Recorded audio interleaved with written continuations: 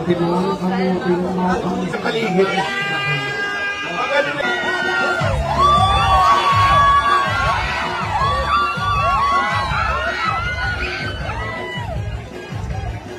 Siya Pasig City!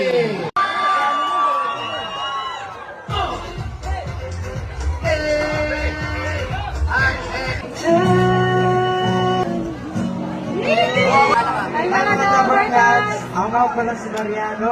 Ayan. At ako naman po pala si Cindy.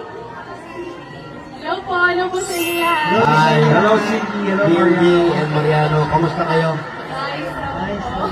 Excited po. Ayan, maraming salamat sa pagbahagi ninyo ng storya. Hindi ba po? Pero wala pa kita ganito. Ilan taon na ba kayo?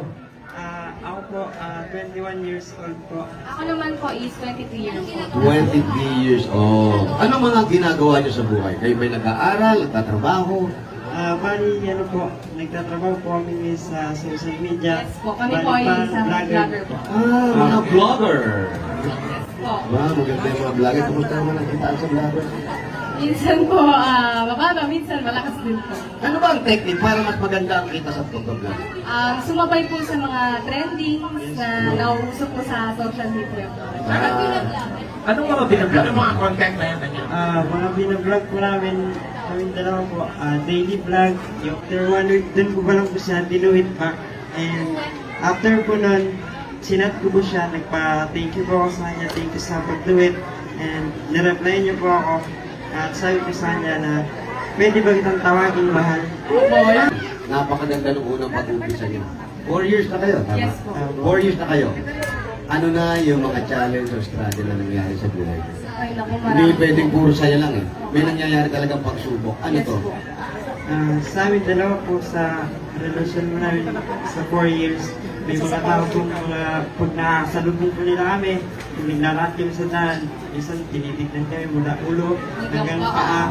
Kami po dalawa din na lang po namin pinapansin. Kasi alam po namin sa sarili namin na mahal namin yung isa't isa at wala po silang pakialam sa relasyon namin kung ano po yung namamagitan sa amin dalawa. Yes po. May mga sinasabi ba sila? Pero po minsan narinig po namin na Opo. Ano mga sinasabi? Anong sabi? Kagaya mga basher na yan, lalo kayo na social media kayo, ang daming basher na. Anong sinasabi?